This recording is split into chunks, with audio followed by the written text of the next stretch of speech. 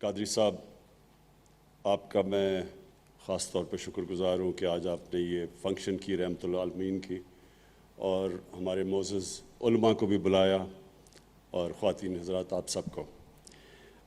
میرے لیے اس فنکشن کی بڑی اہمیت ہے اور میں یہ امید رکھتا ہوں کہ انشاءاللہ آنے والے دنوں میں، سالوں میں، یہ ایک بہت بڑی ایک انٹرنیشنل لیول کی یہ ہم ہر سال رحمت للعالمین فنکشن کریں گے، جس میں اس آئیڈیا کو ڈیولپ کریں گے، دنیا تک لے کے جائیں گے کہ میں یہ سمجھتا ہوں کہ ہمارے اپنے ملک میں بھی لوگوں کو پوری طرح اور خاص طور پہ ہمارے نوجوانوں کو پوری طرح سمجھ نہیں ہے کہ ہمارے نبی صلی اللہ علیہ وآلہ وسلم کی کیا حیثیت تھی۔ لوگوں کو نہیں اس کی پوری طرح سمجھ، اور میں اس عمر میں بھی نئی نئی چیزیں ان کے متعلق سمجھتا ہوں جو مجھے پہلے نہیں سمجھ تھی، کیونکہ اللہ نے جب ہمیں حکم دیا قرآن میں کہ ان کی سنت پہ چلو، ان کی زندگی سے سیکھو، تو وہ اللہ ہمارے لیے کہہ رہا تھا، کیونکہ اللہ تو خود کفیل ہے، ہم تو اللہ کو کوئی فائدہ نہیں پہنچا سکتے۔ سارا جو قرآن کے اندر اللہ کا پیغام ہے وہ انسانیت کی بہتری کے لیے، تو وہ ہماری بہتری کے لیے کہتے ہیں کہ ان کی زندگی سے سیکھو، کیونکہ ان کی طرح کا نہ کوئی عظیم انسان آیا ہے یا نہ آ سکتا ہے۔ کسی نے وہ اچیو نہیں کیا دنیا میں جو ایک انسان نے کیا، چاہے آپ مسلمان ہوں، مسلمان یعنی اسلام کو مانے یا نہ مانے، جو اچیومنٹ ایک انسان ہمارے نبی صلی اللہ علیہ وسلم کی ہے وہ کوئی دنیا میں انسان نے نہیں کی اور نہ کر سکتا ہے۔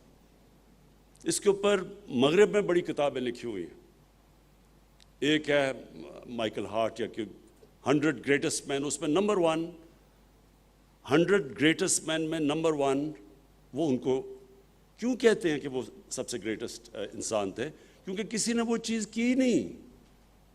جو اچیومنٹس ایک انسان نے کی تھی وہ دنیا کی تاریخ کا حصہ ہے، اور جتنی آپ ان کی زندگی کے اوپر پڑھتے جائیں گے آپ ریئلائز کریں گے کہ وہ کتنا بڑا ان کا مقام تھا اور اس سے ہم کیا سیکھ سکتے ہیں۔ اس لیے اللہ نے ہمیں حکم دیا تھا۔ تو ایک تو میں پہلے شروع کروں یہ ماحولیات پہ، تو ان کی ایک حدیث تھی کہ اس دنیا اگلی دنیا کے لیے اس طرح رہو کہ آپ نے کل مر جانا ہے، لیکن اس دنیا کے لیے اس طرح رہو کہ آپ نے 1000 سال زندہ رہنا ہے۔ اب جتنی بھی آپ اس کی گہرائی میں جائیں گے آپ کو سمجھ آئے گی کہ آج دنیا کے مسئلے مسائل اسی چیز میں پھنسے ہوئے ہیں کہ ہم نے آگے کا سوچا ہی نہیں، یعنی ہم دنیا میں اس طرح رہے کہ ہمارے بعد ہماری آنے والی نسلوں کی ہم نے فکر ہی نہیں کی۔ یہ جو کلائمیٹ چینج ہے، موسم کی تبدیلی ہے، یہ کیوں ہو رہی ہے؟ کیونکہ انسان دنیا میں اس طرح نہیں رہ رہا کہ وہ سوچو کہ آنے والی نسلوں کو کس طرح کی ہم نے دنیا دینی ہے۔ اور اس کے علاوہ بھی جو درخت، تو یہ تو ایک ایسی چیز ہے کہ وہ تو سب کو سمجھ ہے کہ بالکل ایک زمین بدل جاتی ہے جب جدھر زیادہ درخت ہوں، صاف ہوا، سب کچھ پتہ ہے۔ لیکن اس کے علاوہ یہ جو گلوبل وارمنگ ہے، جو موسم گرم ہو رہا ہے، اس کے جو اثرات ہیں وہ تو بہت برے اثرات ہیں، خاص طور پہ ہمارے اس خطے کے لیے، کیونکہ ہمارا دریاؤں میں پانی آتا ہے گلیشیئر سے، اور جیسے جیسے موسم گرم ہوتا جائے گا گلیشیئرز پگھلتے جائیں گے، تو آگے اگر اسی طرح چلتا رہا تو آگے ایسا ٹائم آئے گا کہ ہمارے دریاؤں میں پانی بہت کم ہو جائے گا۔ تو اس لیے یہ جو ان کی، میں تو ایک ہی حدیث کی بات کر رہا ہوں، لیکن آپ جتنی بھی ان کی زندگی کو اسٹڈی کریں گے اس میں آپ کو نظر آئے گا کہ ایک انسان جو اللہ نے بھیجا تھا اس نے ساری دنیا کو کیسے تبدیل کیا، اس کے اندر کیا کوالٹیز تھی، ان کا کیریکٹر کیا تھا، ان کو دیکھ دیکھ کے لوگ لیڈر بن گئے۔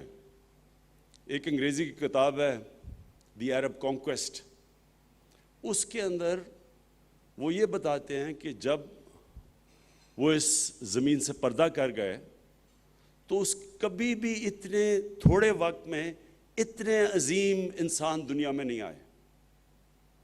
جو اٹھتا تھا وہ ایک عظیم انسان بن جاتا تھا, کیونکہ وہ ان کو دیکھ کے لوگ لیڈر بن گئے. حضرت عمر نے جب فیصلہ کیا کہ خالد بن ولید کو سپہ سالار سے ہٹانے کا, آپ سوچیں خالد بن ولید جیسا کوئی دنیا میں سپہ سالار آیا ہی نہیں, وہ کوئی جنگ ہی نہیں ہارے, اور وہ جو جنگ جیتتے تھے, جو خاص طور پہ جو رومنز کے اگینسٹ وہ جیتے, جو بیزنٹائن ایمپائر تھا, وہ ایک دنیا کی کلاسک جنگ ہے کہ تھوڑے سے لوگ, ان کے ہتھیار بھی بہتر, لوگ بھی زیادہ, سپر پاور بھی, تو وہ ایک جینیس تھے, ملٹری جینیس تھے. اس کے باوجود حضرت عمر نے انہیں کہا, ان کو ہٹا دیا سپہ سالار ہونے سے. اور حضرت عمر نے یہ کہا کہ میں یہ دنیا کو بتانا چاہتا ہوں کہ اگر ہم سب سے بہترین بھی دنیا کا سپہ سالار ہٹا دیں, لیکن ایمان کی اتنی قوت ہے کہ جو بھی آئے گا وہ جیتے گا, اور جیتے لوگ. جو بھی آیا وہ ایک لیڈر بن گیا, اور وہ بڑے بڑے جنرلز بن گئے. تو ان کی زندگی سے سیکھنا, کیا ان کی صفتیں تھیں, کس طرح انہوں نے مائنورٹیز, اقلیتوں سے کس طرح وہ ڈیل کیا, باقی مذہبوں سے وہ کیسے ڈیل کیا, غلاموں سے کیسے ڈیل کیا, اپنی خواتین سے کیسے ڈیل کیا, یہ ساری چیزیں, ہر چیز میں انقلاب تھا. اور ان کا جو آخری خطبہ تھا, آج آپ یونائٹڈ نیشنز کا چارٹر پڑھ لیں, اس سے ملتا ہے بالکل. یعنی وہ ہمیشہ کے لیے ان کی باتیں تھیں, اور وہ ہمیشہ کے لیے انسانیت کی بہتری کے لیے تھیں. تو اس لیے ہم نے فیصلہ کیا ہے کہ 7, 8 اور 9 کلاسز میں, ہر اسکول میں پاکستان میں ہم یہ قانون پاس کریں گے کہ 7, 8 اور 9 کلاس میں ان کی زندگی بچوں کو پڑھائی جائے.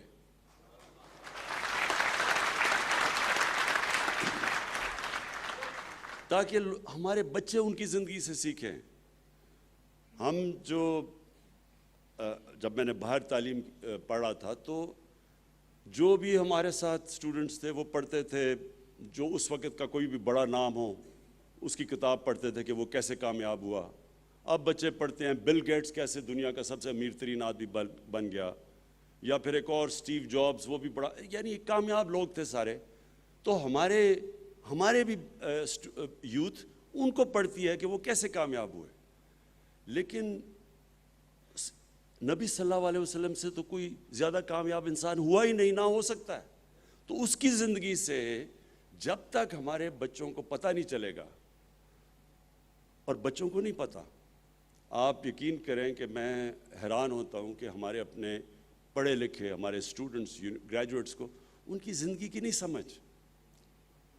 اور وہ جتنا وہ پڑھتے جائیں گے, ان کو سمجھتے جائیں گے, ان کے اندر سے چینج آئے گا. جو علامہ اقبال کا جو سارا شاہین کا کانسیپٹ ہے, مرد مومن کا, وہ کیا ہے کہ جیسے جیسے انسان ان کی سنت پہ چلتا ہے وہ آزاد ہوتا جاتا ہے, اس کی زنجیریں ٹوٹتی جاتی ہیں, اور وہ سب سے اوپر چلا جاتا ہے. یہ جو ان کی کوالٹیز تھیں, جو اللہ ہمیں کہتا ہے کہ ان سے سیکھو, یہ جب تک ہمارے بچوں کو پوری طرح سمجھ نہ ہو, ایک دفعہ ان کو سمجھ آ جائے. اور یہ علامہ اقبال بھی یہی کہتے ہیں کہ جب آپ ایک نوجوان کو پوری طرح سمجھا دیں اپنی اسلام کی تاریخ, اپنی نبی صلی اللہ علیہ وسلم کی زندگی, پھر وہ دنیا میں جدھر بھی چلا جائے ان کو فرق نہیں پڑے گا. لیکن اگر آپ ان کو صحیح طرح تعلیم نہیں دیں گے تو وہ جب باہر جائیں گے وہ متاثر ہو جائیں گے. وہ جب دیکھیں گے ٹیکنالوجیکل پروگریس مغرب کے اندر تو متاثر ہو جائیں گے. تو ایک تو ہم نے یہ فیصلہ کیا. دوسری بات قادری صاحب نے جو بھی کی, یہ جو فرانس میں یہ جو بھی ہو رہا ہے, دیکھیں میں جب بھی میں وزیر اعظم بنا تو میں نے OIC کی میٹنگ اٹینڈ کی. OIC کی میٹنگ میں بھی میں نے سب وہاں ہیڈز آف اسٹیٹ تھے, میں نے ان سب کو یہ بات کہی کہ یہ جو اسلاموفوبیا ہے, یہ اسلاموفوبیا جو مغرب میں بڑھ رہا ہے, یہ جب تک مسلمانوں کے ہیڈز آف سٹیٹس مل کے اس کے اوپر پوزیشن نہیں لیں گے یہ بڑھتا جائے گا. اور اس کا سب سے بڑا نقصان جو ہمارے مسلمان رہ رہے ہیں مغرب میں یا ان ملکوں میں جدھر وہ اقلیتیں ہیں، مائنورٹیز ہیں، اگر ہم اس کو ایڈریس نہیں کریں گے اسلاموفوبیا کو تو یہ بیماری بڑھتی جائے گی. اور یہ جو فرانس میں ہو رہا ہے یہ بالکل وہی ہو رہا ہے جو کہ ہم سب کو نظر آ رہا تھا کہ یہ ہونا ہے. اور وہ یہ کیوں ہو رہا ہے؟ میں باقیوں سے زیادہ مغرب کو سمجھتا ہوں. کرکٹ کی وجہ سے میں نے بڑی زندگی باہر گزاری ہے. میں ان کی ذہنیت سمجھتا ہوں. دیکھیں مغرب کے لوگوں کو نہیں سمجھ جو ہمارا رشتہ ہے نبی صلی اللہ علیہ وسلم سے، ان کو سمجھ آ بھی نہیں سکتی. وہ اس لیے نہیں آ سکتی کہ ان کے جو مسیح برادری ہے، ان کے وہ جو حضرت عیسیٰ سے جو ان کا عقیدہ ہے اور پھر یہودیوں کا بھی، وہ ان کی وہاں میڈیا کے اوپر یا جس طرح ان کے اوپر وہ گفتگو کرتے ہیں وہ ادب نہیں ہے جو ہمارے میں ہے. ہم حضرت عیسیٰ، حضرت موسیٰ، ہم سارے اللہ کے پیغمبروں، ہم ان سے بڑی ادب سے ان کا نام لیتے ہیں. وہاں یہ نہیں ہے چیز. میں جب 18 سال کا گیا وہاں پہلی دفعہ تو مزاحیہ فلمیں بنی ہوئی تھی اللہ کے پیغمبروں کے اوپر، حضرت عیسیٰ کے اوپر، اور وہ اس کو برا نہیں سمجھتے تھے. تو میں حیران ہوتا تھا دیکھ کے. فلمیں انہوں نے بنائی ہوئی ہیں جو کہ بے حرمتی کرتی ہیں حضرت عیسیٰ کی، لیکن وہاں اس طرح ریاکشن نہیں آتا. تو میں نے تب ہی سمجھ لیا کہ ان کو اندازہ ہی نہیں ہے جس طرح ہم مسلمان رہتے ہیں اور جو ہمارے عقیدہ ہے. اس لیے ہوا کیا، پہلا ایک سلمان رشدی نے آج سے 30 سال پہلے کتاب لکھی، مسلمان دنیا میں بالکل ٹھیک جائز شور میں چاہ. سلمان رشدی کو پتا تھا کہ مسلمانوں کو تکلیف ہوگی کیونکہ وہ تو ہندوستان میں مسلمان گھر میں پیدا ہوا تھا، لیکن مغرب کو نہیں سمجھ آ رہی تھی کہ یہ کیا ہوا مسلمان دنیا میں. کیونکہ ان کا، پھر سے میں آپ کو بتاؤں، ان کا بالکل تاثر ہی اور ہے. دین کے اوپر وہ بالکل مختلف سوچتے ہیں. اور زیادہ تر تو وہ ایتھیسٹ بن چکے ہیں. زیادہ تر یورپ کے اندر دین تو بہت کم لوگ اب فالو کرتے ہیں. تو جب وہ وہاں سے شروع ہوا تو ادھر سے انہوں نے یہ شروع کر دیا کہ جو مسلمان ہیں یہ آزادی رائے کے خلاف ہیں، تنگ نظر ہیں. پوری کیمپین چل گئی. ان کو ہماری سمجھ نہیں ہے، یہ ہمارے ویلیوز کو نہیں سمجھتے، یہ ہماری ڈیموکریسی کو، آزادی کو نہیں سمجھتے. یہ پوری کیمپین چل گئی. اور کیمپین چلائی گئی. وہ لوگ، ایک چھوٹا سا طبقہ وہاں ہے جو اسلام کے خلاف ہے، جو اسلام کو بری نظر میں دکھانا چاہتا ہے، جو پروپیگنڈا کرتا ہے اسلام کے خلاف. انہوں نے فائدہ اٹھایا اس سے. اور ہمارے مسلمان دنیا میں جو ہونا چاہیے تھا کہ ہمیں تب سارے لیڈرز کو جمع ہو کے یو این کے اندر اور یورپین یونین میں بتانا ان کو چاہیے تھا کہ یہ ہمیں آپ تکلیف دیتے ہیں جب آپ کوئی بھی ایسی چیز کریں جو ہمیں نقصان، جو بے حرمتی کرے ہمارے نبی صلی اللہ علیہ وسلم کی. ہمیں بتانا چاہیے تھا. یہی میں نے OIC میں کہا، یہی میں نے یونائٹڈ نیشنز میں کہا کہ جب تک ہم جو مسلمان لیڈرز ہیں ہم ان کو نہیں بتائیں گے، وہ جو چھوٹا سا طبقہ ہے وہ ہمیشہ استعمال کرے گا. یہ جو انہوں نے کارٹون، یہ جو چارلی ہیبڈو کے کارٹونز تھے، یہ اس کے پیچھے کوئی چھوٹا سا طبقہ، اس کو پتا تھا کہ مسلمانوں کا ریئیکشن آئے گا اور اس سے پھر مسلمانوں کے خلاف پوری کیمپین چلتی ہے. ہمیں پتہ بھی ہے کہ کون سے یہ تھوڑے سے لوگ ہیں، یہ خطرناک لوگ ہیں جو مسلمانوں کو گندی ان کو برا دکھانا چاہتے ہیں. اب یہودی، تھوڑے سے یہودی ہیں دنیا میں، ان کو جو سیکنڈ ورلڈ وار میں جو ہولوکاسٹ ہوئی، ان کے جو جرمنز نے ان کی قتل عام کی.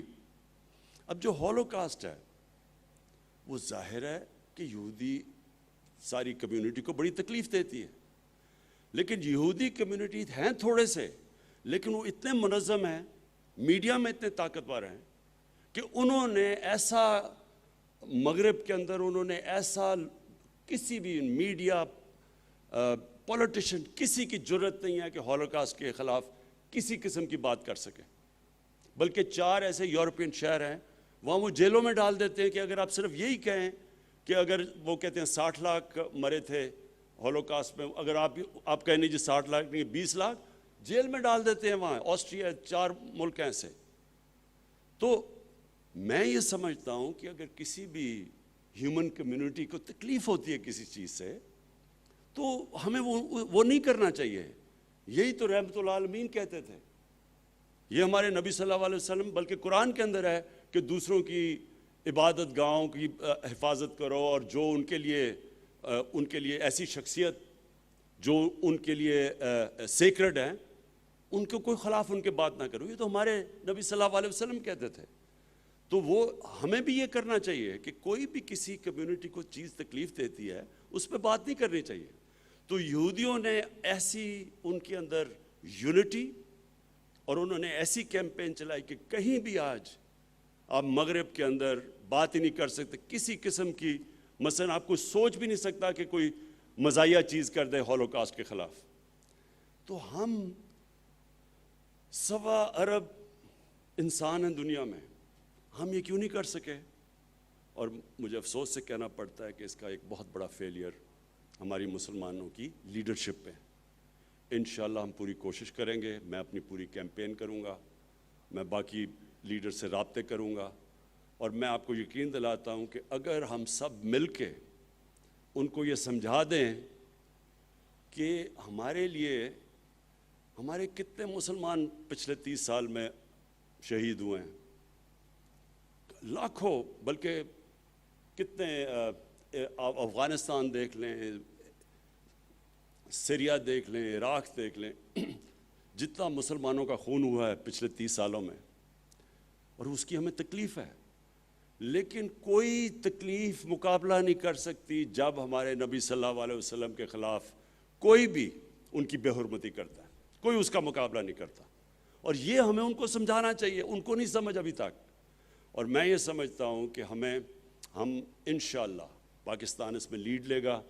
میں ابھی بھی بات کروں گا، میں نے لیٹر سب کو بھیجے ہیں، میں بات بھی کروں گا، اور مجھے یہ یقین ہے کہ یہ ہم ان کو سمجھا سکیں گے اس چیز کا۔ کیونکہ دیکھیں ہم تو یہاں بیٹھے ہمیں تو نہیں نقصان ہوتا، لیکن جو لاکھوں مسلمان مغربی ملکوں میں رہ رہے ہیں، جو جب اس طرح کا انسیڈنٹ ہوتا ہے ان کی زندگی عذاب میں آ جاتی ہے، مسجدوں کے اوپر اٹیک شروع ہو جاتے ہیں، ان کو جو نوکریاں کر رہے ہیں کہ وہ نوکریوں سے نکال دیتے ہیں، چلتے چلتے لوگ ان کو مارتے ہیں، اور خواتین جب پہنتی ہیں نقاب پہنتی ہے ان کو سڑکوں پہ برا بھلا کہتے ہیں، اسلاموفوبیا بڑھ جاتا ہے، تو ان کی زندگی عذاب میں پڑ جاتی ہے۔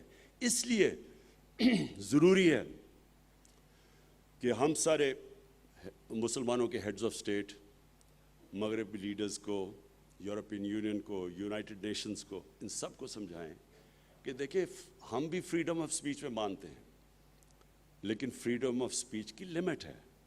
آپ کسی کو تکلیف نہیں پہنچا سکتے اس کے نام پہ، اور خاص طور پہ یہ جو جب آپ کارٹون بناتے ہیں تو یہ فریڈم آف سپیچ نہیں ہے، یہ تو جان کے ایک پوری 1.25 ارب مسلمانوں کو تکلیف پہنچانا ہے۔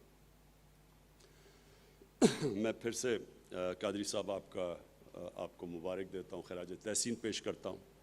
میں آپ سب کو یہاں آنے کا خوش آمدید کہتا ہوں، اور آخر میں یہ چیز کہتا ہوں کہ دیکھیں پاکستان ایک مقصد کے لیے بنا تھا، یہ ایک ملک خاص مقصد کے لیے بنا تھا۔